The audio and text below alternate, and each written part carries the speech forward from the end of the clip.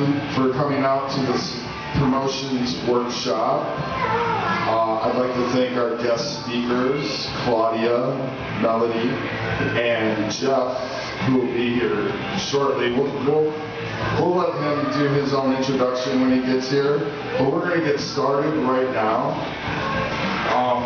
I'd like to start off by asking the panelists a real simple question that I think everybody is curious about.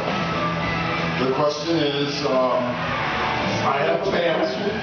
I have a band. I have a recording. It's crappy. We call it a demo, right? But we call it a demo, yes. How do I get a gig? What do I do? So the first thing I would say is when you contact bookers to get gigs, the easier you make my life, the faster you're going to get booked. So in other words, if you have this band that has a crappy demo, at least have the crappy demo up on some page where there are links to your music. When you contact me, say who you are, the name of your band, possibly what dates you would like to get booked for. Even as far as what other bands you might be able to bring to the bill if you're just asking for like an open date, because otherwise that would leave the rest of all the work for me. And so it's, as a booker, when you're getting 100 emails a day from bands, the more information, the more you bring to the table, the faster I'm going to be able to book you, and the faster you're going to move up that list of the 100 emails that I'm supposed to be reading. So definitely, even if it's a crappy demo, put it up on a page. Don't ever send bookers MP3s because you clog up everyone's inboxes. So it's better to just send us a link to the music. And so yeah, was there a second part to the question? You brought up something interesting. Yeah. I'll get to you in a second. Okay. The networking. I need to know other bands. I need to know other people that play music too. That's very important. Yeah. So I want to apologize that I had to bring my daughter and now she's like reading. We're a family group. Whatever you gotta do. I think another thing when you're just starting out to play is be realistic about what your band is, how many people you can bring, what kind of music you play, what kind of show you're looking for. Book a venue that you think is right for you, a venue that you want to play. It's awesome to think that you can fill a 250 capacity venue in your first couple shows, but know what you have and know what you can offer and be honest with the booking agent. Like the band says, we're brand new, we know we can bring 20 people. That's way better than saying, oh yeah, we're awesome, we're going to bring 150 people, and then bring 20 people. I would rather you say you're going to bring 20 and bring them than say you're going to bring 150. Bringing 20 is fine. That's better than breaking none. As long as you're realistic, it starts out honesty and it goes over the long way. Another good way to ask for a show is to be in the bar spending money instead of sending an email from the comfort of your living room. It goes a long way with booking agents too, because a lot of times you'll find with smaller venues, the booking agent might be the bartender or the door guy or someone that's already there hanging out. So if they see your face and you talk to them and you're a real person, that also goes a long way rather than sending an email. Thank you, Melody. Melody Malosh. Malosh. And Claudia Leo is our panel speakers right now. Jef Porkins will be here, I'm sure shortly. We'll talk to him. Did you want us to say all what we did, how we came to this? That would be nice. Go ahead. Let's do that. Because I did skip that because we got started and we got started a little early. So go ahead. Okay. Well, I'm sorry. Do you actually want us to do this? Yeah. Tell me about yourself, Claudia. So, my name is Claudia Leo, and I started playing in bands in the area in the mid-90s.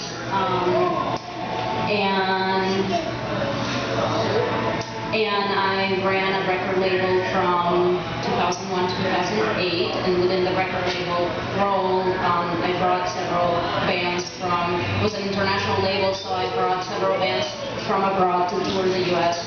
and several U.S. bands to tour nationally and actually internationally a few times. But and since then I've been booking local venues, and I also do one-off shows at weddings or corporate events, that kind of thing. So I book a wide variety of acts, as not just rock bands for venues, for rock venues. I'm Baetens, Malosh. I worked at Detroit News for about 16 years doing the entertainment calendar. I used to write a lot about local bands. Lately they've got me writing about restaurants. So I do all kinds of entertainment stories for them. So I've been on that end of the media for a long time. Been playing in bands for almost 20 years. And I have a bar in Hamtramck called Smalls. I've been a co-owner there for 6.5 years. And before that, for about 4 years, I was a bartender and booking agent at the Belmont, also in Hamtramck. So I've booked a lot of local bands. Hi. Welcome, Jeff. Thanks for making it. Sorry you got caught in traffic with us. I think everybody else in the same idea to get the heck out of Ann Arbor at the same time. My name is Jef Porkins. I've been in local bands around here for about 20 years now. And right now I book a DIY venue and some shows at the ball and playing bands out of town. Well, one band now, but called Scissor now. So. Before you got here, I asked the other two panelists a question. I told them honestly that I had a band and a recording that's not that great.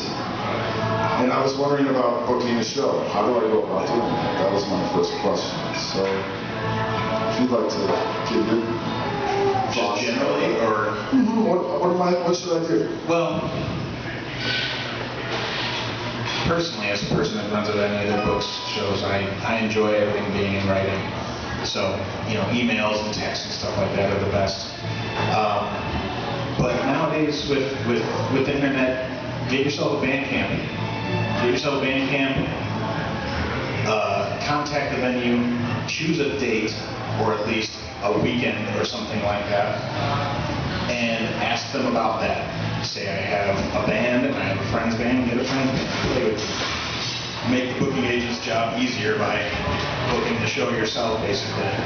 But one of the things that deters me from actually working with anybody is when they just, not deters me, but it just falls away when people just say, I'd like to book a show at your place. Contact me. No. I don't, yeah. Okay, I'll put you in the pool of hundreds of other people that have said the exact same thing with me. Whereas if you say, I want July 21st, can you do that? Then I'll say yes or no. And then you can say, well, how about any of the days around that, or anything like that. Start a conversation with some substance, basically, and have a date in mind. Is the easiest way to do it.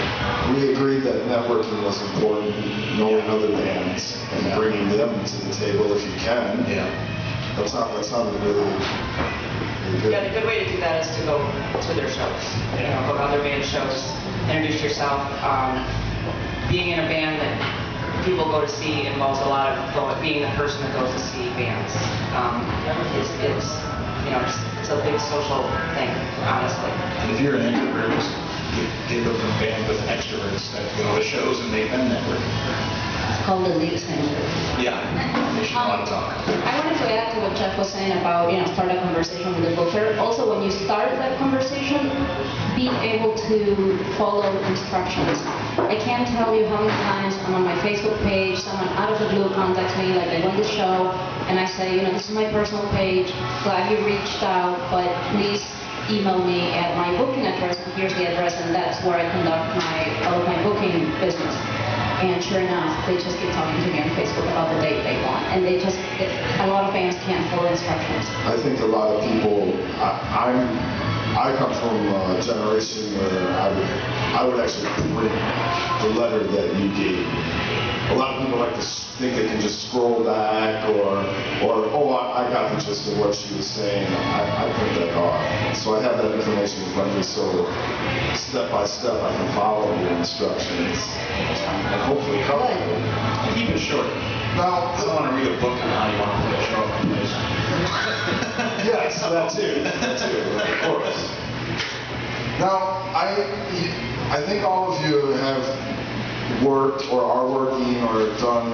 How do okay? I say I have 20 of my friends that think we're great.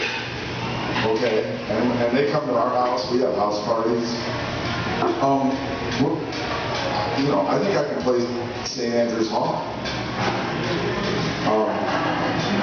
So is that where I should start? Should I just get a hold of their booking agent?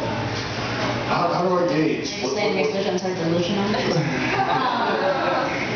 I mean, Yes. even if you're playing a house party and 20 of your friends show up, I think unless you are completely delusional, you would sort of know how many people you're able to draw. It makes no sense, and I think this was following up on what Melody had said before, it makes no sense to lie to the booker. Because one, the booker, just by visiting your music pages, the booker can tell more or less how many people you're going to draw.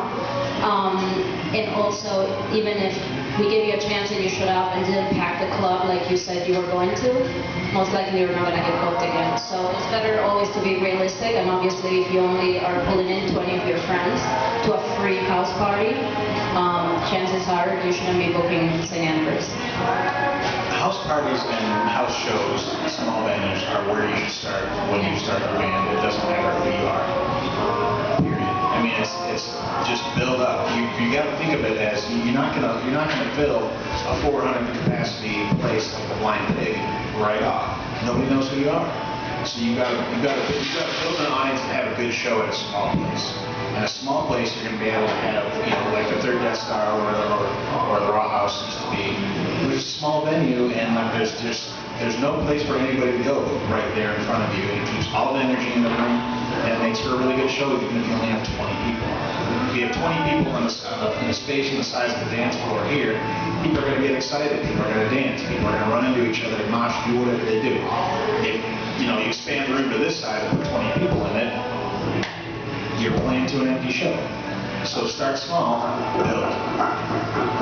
Melody, would my garage band have a chance at least to play in smalls? Could I play for one of my favorite 80s punk bands and open for them? Is that possible? Well, one way to do that would be to ask them. Listen, usually with bands that have never played smalls before, they get booked on a bill with a band that we have already got a relationship with. And I say that a lot to out-of-town bands that want to come in and play. They've never played Detroit. They've never seen smalls. They don't know how big or small it is. I say start a relationship with a local band that has a good relationship with us, and invite them to play with you. And that's where it's almost as important to have a relationship with other bands as booking agents. And it's hard because bands that can draw 150 people, they can have whoever they want. So it is hard to get that relationship going, but it's just as important as the agent. Going back to that networking. Which is kind of sad that 150 people these days is a big deal. I have to say. Is that same for the Blind Pig? I don't know. I don't book them. I know you just. I book shows at the Blind Pig. By and large, what I do when I try to book the Blind Pig is, come to Jason Berry, who books the Blind Pig. He's the town buyer, and I say, I have Cisnao, Paper Mice, and Ancient River. We want this date. Can we do this date? This is what we got. This is Ancient Rivers from Florida. They're a touring band. People are going to come see Paper Mice from Chicago. They got a good foothold in the local scene. People know who they are. Can we have this date? It's a Wednesday or a Friday, or what do you have that's comparable to that? And basically, I bring them a show instead of saying, "Hey, Jason, I want to play the Blind Pig." You figure it out, that kind of thing, So, make it easy for the booking agent by saying, like, I have this, they have a draw, we're trying to get us together. Let them know what you can do for them, because they want people to come out so they can buy liquor. That's what it is. Right, so the clubs are not really in the entertainment business. Not at all. They're in the booze business. So it all comes down to...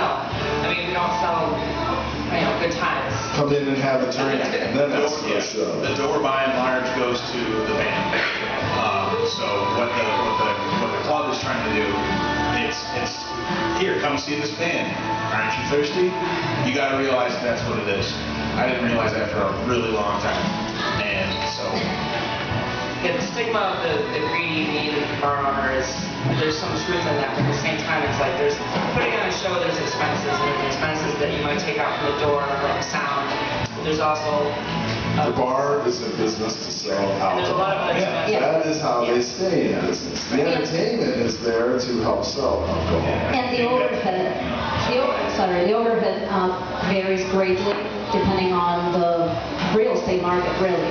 So the overhead for Melody might be a lot less than the overhead for a venue like the Blind Pig, except for they own their venue.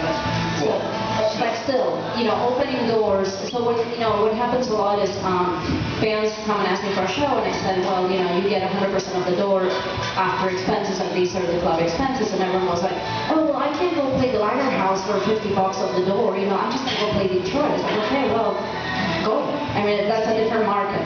So venues in Ann Arbor might not be able to offer the same thing that a venue in Hamtramck is able to offer. I'm thinking for my band that taking the guys or girls down to Crossroads Showcase on a Tuesday night is a good place for me to start. Yeah.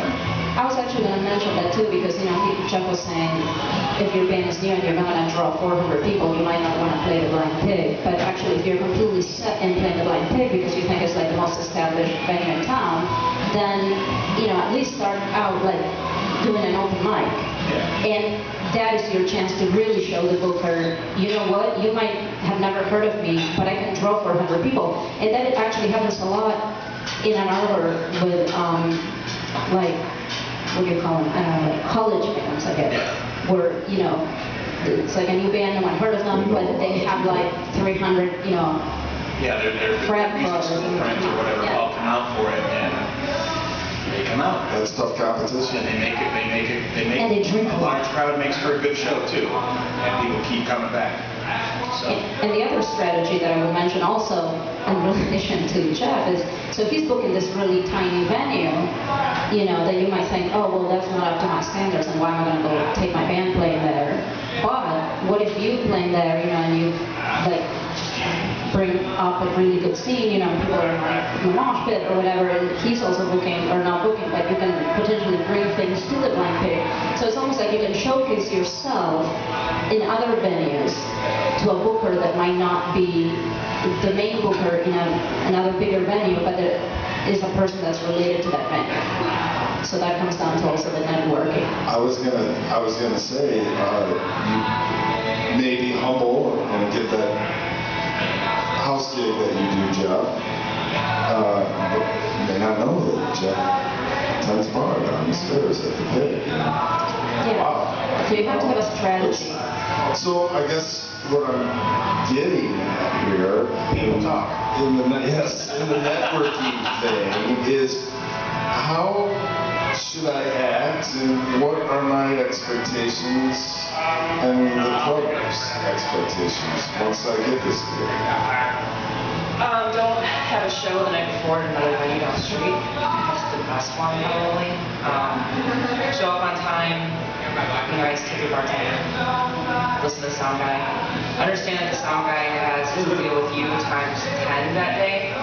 So he might be crabby, she might be crabby, and I don't just take one other one as the crabby sound guy, but your sound is in their hands. It's no skin off your back to just be able to be nice to them.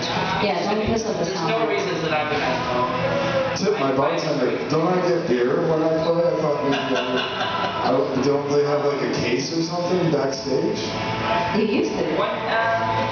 Sometimes. Yeah, I mean, I think with hospitality, as we call it, it's something to be negotiated. A lot of things to be negotiated beforehand. If you show up at, if you don't know when you're supposed to show up, ask. The booker should tell you when you're supposed to show up, but things don't always happen that way. Communication falls through. Things work different at a bar than at a house too. Right, yeah. And if you get to the point where you're drawing 100, 200 people and if you think you deserve, a couple drink tickets or pizza or whatever it is, negotiate that beforehand. That way, when you get there, if you start asking for stuff and no one knows that you were going to ask for it, then it's like, well, what are these guys doing? There's no problem in discussing it beforehand. If they say like, no, we don't do that here, then at least you know. So for now, I shouldn't expect any free beers at any place that I would consider it a nice bonus. I don't know. So it would just be a bonus. I mean, every bar is different. Do you want to get paid? Yeah. Yeah, but I want beer too. Okay. I don't know, you guys. I have to say, I used to be kind of the manager for a lot of my bands, and so I would always fight for stuff like that. And I have to say that it used to be at least pretty standard that each band member would get 2 beers no matter in what venue we used to play. Now I've seen it be down to just I one. think it is standard. It's nice, you know. And I think, you know, sometimes if you're not sure how the night's going to go, like if I had asked a band to open for a band that's touring, and you know, I wasn't sure how the money was going to look at, and I know that a couple free drinks goes a long way. It's just a good sign of good faith and hospitality. But it's, yeah, it's tricky to ask for. But yeah, it all depends on the menu. Every place is different. Every place is a different policy. But I also think it's important if you go play a show and it does really well and you prove yourself, then you can come back and say, would like, you know, these many people on the guest list and 2 beers per band member or whatever it is that you want to negotiate. But you have to first prove yourself. You earn it. Yeah, otherwise you don't have any negotiating power. It's like, who are you? I don't know what you're going to do for my venue. Why am I going to give you free things? But again, you're asking. Take it easy, because I worked at the Blind Pig for about 15 years, and there's usually every 3 years or so there's a band that gets a little too big for their britches, and they start demanding things, and they start acting like a jerk because they think that they deserve it. And we've usually just been like, okay, then don't play here. Oh, you're never gonna play here again? Okay, that's fine with us. Usually a month or 2 later, they're asking to play. It just happens every single time. That's ego, I think. It's just, yeah, it's one of those things. Just don't get out of hand. You know, if you're trying to get something, being a jerk to someone is not the way to get it. Well, hey, listen. And you know what's nice too?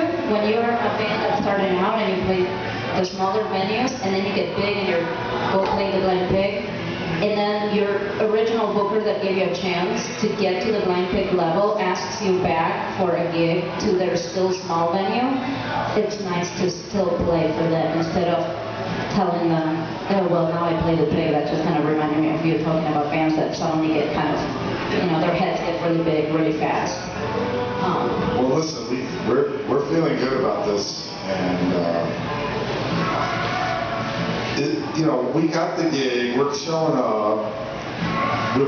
We're halfway expecting 2 tickets of beer apiece. It sounds good to us. We're bringing 20 of our friends for sure. Do we need a flyer? Do we need to do anything else? Should we put up a page? Really? Yeah. Yes. When's the last show that 20 people were at? That was great. Yeah, like I said about, you know, it should be the only show you're focused on if it's a local show. There's no reason to have more than, you know, like, oh, we're playing, you know, Ipsy this weekend, and then Friday and Saturday we're playing Ann Arbor, and then on Sunday we're playing Detroit. There's no reason for that. I mean, unless you don't care about focusing your crowd on one show, which you should. You know, I'm sure the booking agent each venue would rather you do that. Focus on one show, tell your friends about it, do a Facebook invite, but don't lean on Facebook, because not everyone's on Facebook. A lot of people ignore Facebook. That's just your friends, though, too. Right. It's Facebook. Yeah, it's still okay to, you know, actually print flyers and hang them up in whatever record stores you're after. So that's not that. I need to do that. I've seen it at Death Star. There's a severe difference between people that put up a Facebook post and have a good show, and people that fly the heck out of town and have a great show. You're talking about talking to your friends, and you're talking about talking to your Facebook friends. Why not talk to strangers? Why not make it an event that people are like, what is that? I have no idea what that is. Oh, they're talking about it. These people, you know, you don't want to just play to your friends all the time, unless you do. And then there you go, just go play at your house. Well, unless you have 300 friends. Right. That's a lot of work. So you still want to reach other people. So you really want to make sure that you have it out there for strangers to understand. And like, it sounds antiquated to be putting up flyers when we have digital everything. But that's still, I mean, you We have everybody synthesizers. see a flyer. We're like modern and stuff. We have sampling and MIDI.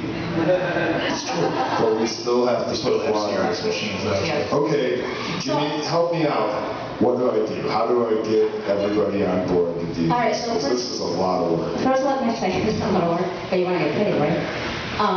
So first, let me say that I've seen, and I don't know if it's the same, if it's the case with you guys. I've seen bands getting lazier and lazier and lazier by like, I mean, they're shockingly lazy these days. From the days when I used to actively play in bands where it was no question that you were going to make a flyer, that you were going to have someone either within the band or a close friend that was an actual graphic designer and would not just make a flyer but make like a kick-ass flyer that would go along with the aesthetics of the band, so it was helping you define the brand of what you were trying to do with your band. And you would flyer, you would contact the local press. If there was a touring band on the bill, you would at least try to contact, the local college station to try, to make a big deal out of they're on tour, and so that way you would get like a radio spot, an interview or a live set that would promote the show the day of the live show. So I don't know, we would just use a variety of tools to try to get that show to be a success. These days, as a booker, I can't even tell you like what bands don't do. Like they don't do anything other than telling you I want the show. When they make a Facebook post. So, well, in some of them, I think in a lot of cases where they expect the booker to make the event page. I have been making, it's getting to the point where my venue completely fails if I don't do it, right? So I've been Hold on. So I need to make an event page. Right. It's up to You need to me. make it. It's not you're not going to do that for me. Unless we have a conversation about it and we figure out, like, okay, well, you're going to do the flyer. Sometimes I say, send me I'll put up the event page and, send me the flyer when you have it. So it can be a group effort. That's fine. But not having any idea that you even have to do these things is what blows my mind. They don't put up an event page. They don't have a flag. So I've been making these for bands. Sometimes I actually pay out of my booking money freelance designers once in a while to make the posters for the show. And that's ridiculous. It's like I'm giving you part of my money when, I'm also trying to help you get this gig. So, yeah, and contacting the press, local stations, Facebook page, any other types of digital media that you can do. If you can get on blogs, if you can bring people out to review shows so that you get press post-show as well. What else? Why leave it in anybody else's hands? Do it yourself. Get it done. If there's 2 event pages, that's really not a bad thing.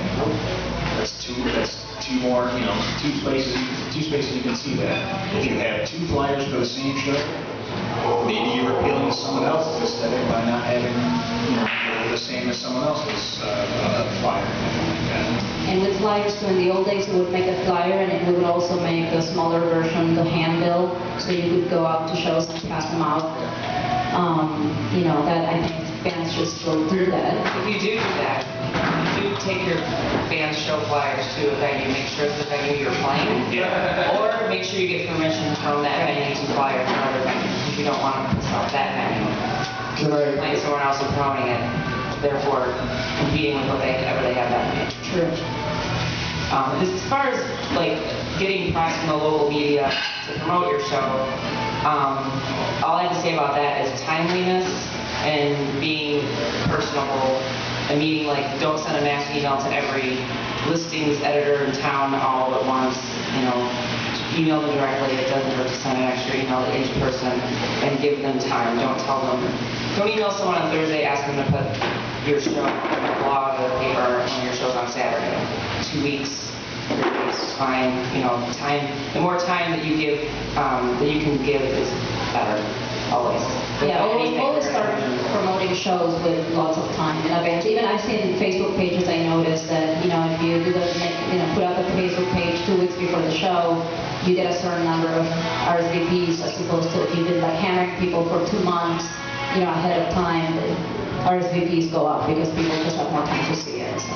I was going to emphasize that I need to ask permission from other venues to hand out flyers for venues that aren't their venue. Yeah, if you have a show at the Blind Pig and you're here hanging out with your friends and you want a flyer for your show, I wouldn't start putting flyers for your Blind Pig show here all over the tables unless they said it was okay. I mean, sometimes the venues don't care, sometimes they do. Some people don't You understand. can just give them directly to a person, say, have a show, you know, if you know they're not going to throw it on the ground. It just, I mean, as a venue owner, if I had a punk show next week and there was a punk show this week and then there's another punk show, another venue making flyers in competition with my show, then it's like, it makes you feel kind of icky towards the band. It's not going to damage everything and ruin everything, but it's just kind of like, why, you know, like, Now, think about it from a venue's perspective. unless you're giving them like to people, to their Yeah, like friends. give them to people who don't like Like if you run into throw your them on their friends, Facebook, yeah. right? Or even just ask. It doesn't hurt to ask. Sometimes Just some etiquette needs to be. yeah. What's supposed to be on this flyer that I need to know? What's the information that's Clearly legible names. If I can't read your death metal band name, I don't really care that they exist. It looks like a pile of sticks that you lit on fire. I mean, some people That's like brutal. it, but That stuff looks brutal. The cover charge, I don't like it when there's not a cover charge on the flyer, and that's debatable, I know, but I feel like people are budgeting to go out, they need to know how much they're going to be expected to pay at the door, and then the door guy doesn't get people all night going, what? It's $5. You know, shows have been $5 for 3 weeks. The date should be really big. I mean, the band names, the date, the location, the Ages. the time, the Door price. time. The time is the door time or show time. Date restrictions. Do I need any of that .com stuff on there? You never need to write .com on anything anymore. not even a window. Not even my Bandcamp site with my crappy Yeah, that's what recording. you need to write down. No, it's www. Don't need it anymore. That's true. Or http:// Oh yeah, no, www. Old school is the best way. That's true. So bust out with those. Basically, like when I'm talking about doing flyers, if you're gonna have, you know, I think every band should have a logo. Period.